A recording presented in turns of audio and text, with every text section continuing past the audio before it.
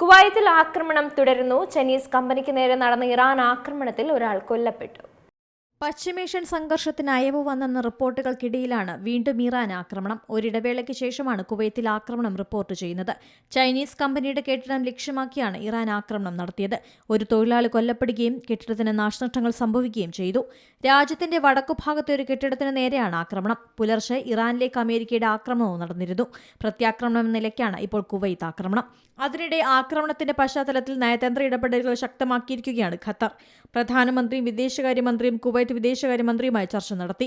സംഘർഷങ്ങൾ ലഘൂകരിക്കുന്നതിനും സുരക്ഷ ഉറപ്പാക്കുന്നതിനുമുള്ള സംയുക്ത നയതന്ത്ര നീക്കങ്ങളിലേക്കാണ് ചർച്ചകൾ നീങ്ങുന്നത്.